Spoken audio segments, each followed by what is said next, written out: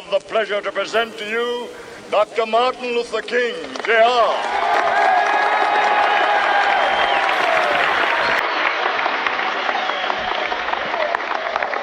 I am happy to join with you today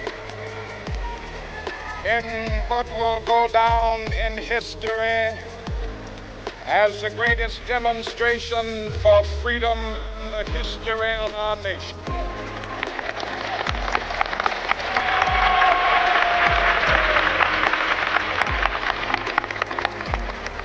Five score years ago,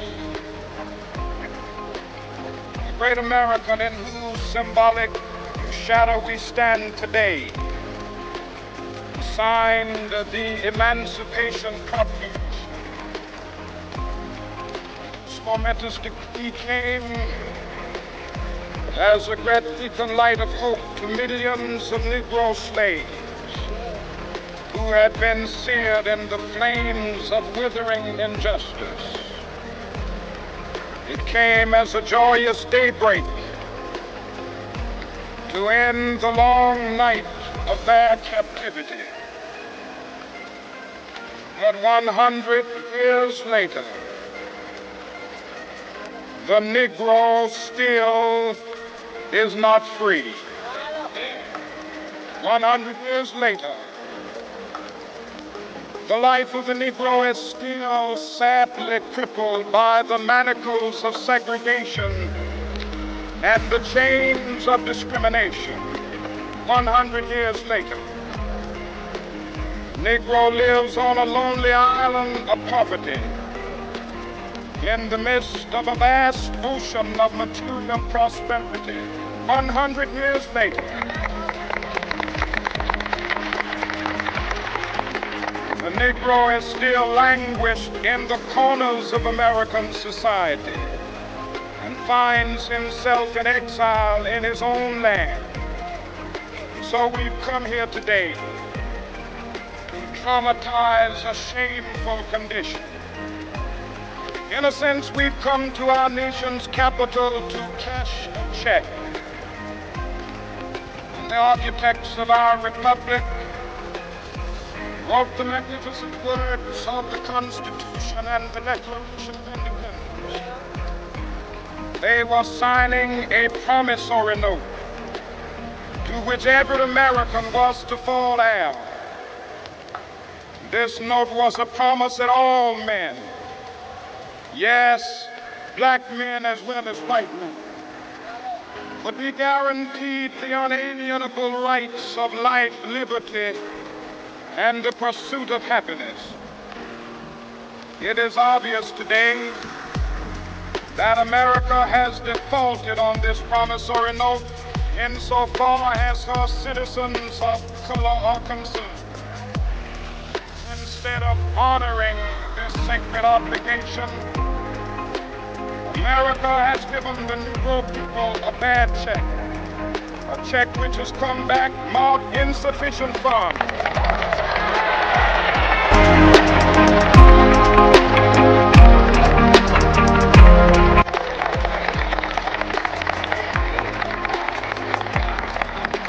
But we refuse to believe that the dirty justice. We refuse to believe that there are insufficient funds in the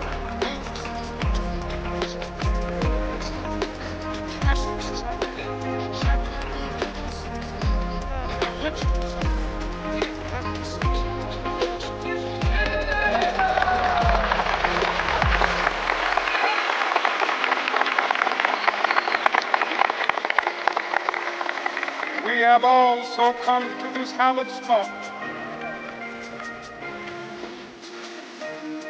Surgeons have none. This is no time to engage in the luxury, tranquilizing.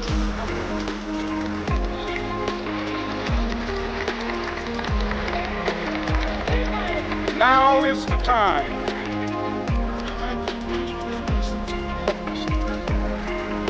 Now is the time.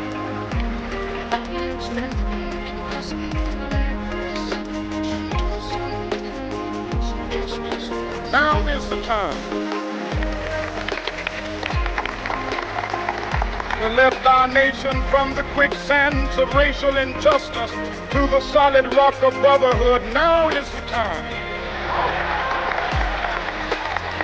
Make justice a reality for all of God's children. It would be fair to overlook the urgency of the moment. This sweltering summer will not pass until there is an invigorating autumn of freedom and equality. 1963 is not a those who hope that the Negro needed to stay and now awakening if the nation returns to peace and citizenship.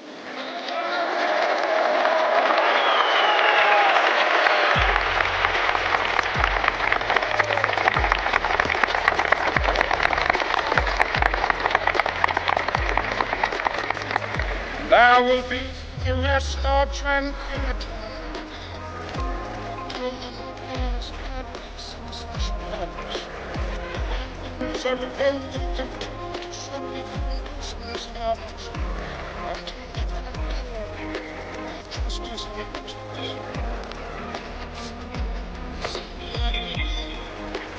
Who stand on the threshold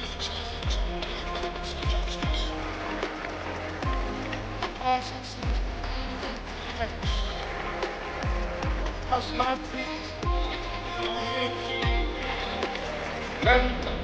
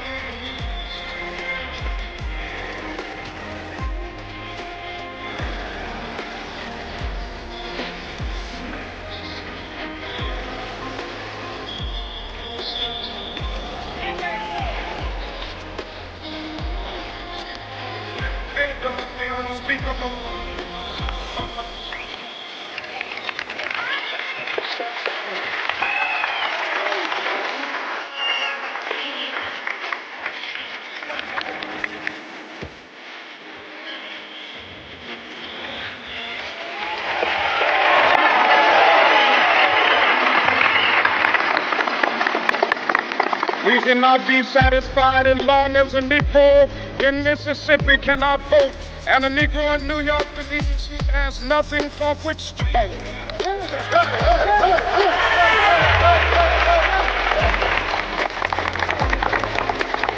No,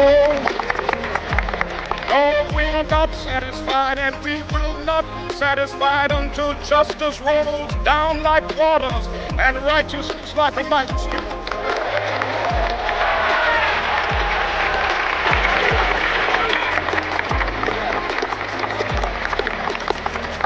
I am not unmindful that some of you have come here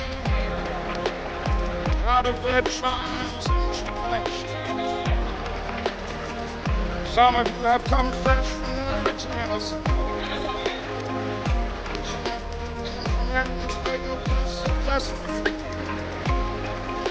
battered by the storms of persecution and staggered by the winds of police brutality. You have been the veterans of creative suffering. Continue to work with the faith that unearned suffering is redemptive. Go back to Mississippi. Go back to Alabama. Go back to South Carolina. Go back to Georgia. Go back to Louisiana. Go back to the slums and ghettos of our northern zoo.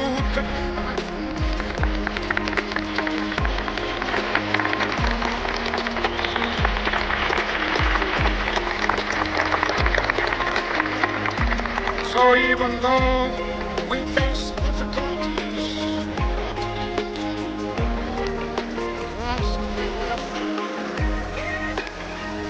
it is a dream, the American dream. I have a dream.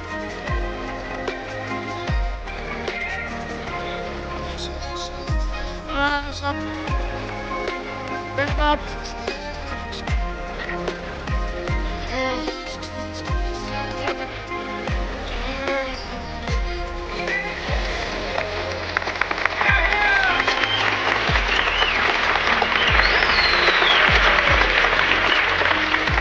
I have a dream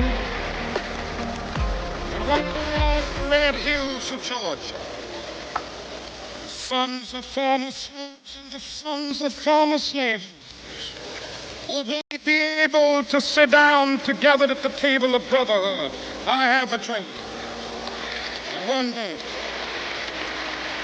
in the state of Mississippi, a state sweltering with the heat of injustice, sweltering with the heat of oppression, transformed into an essence of freedom and justice. I have a dream.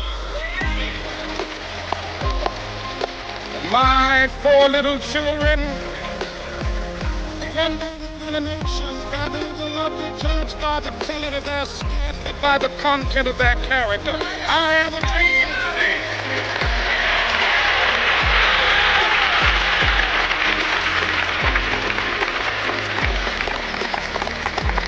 I have a dream that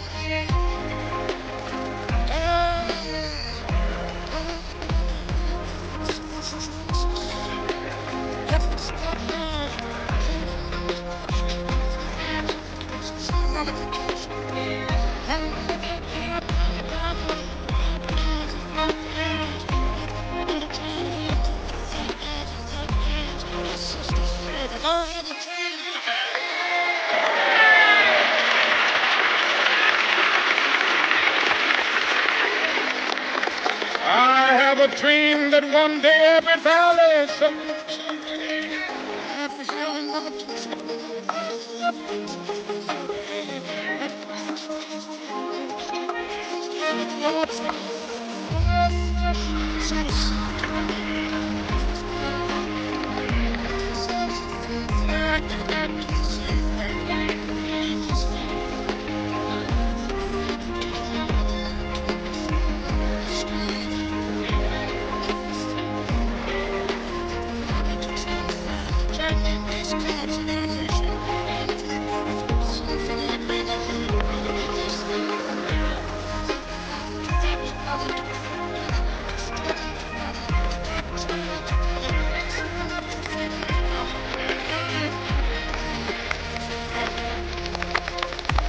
This will be the day. This will be the day when all of God's children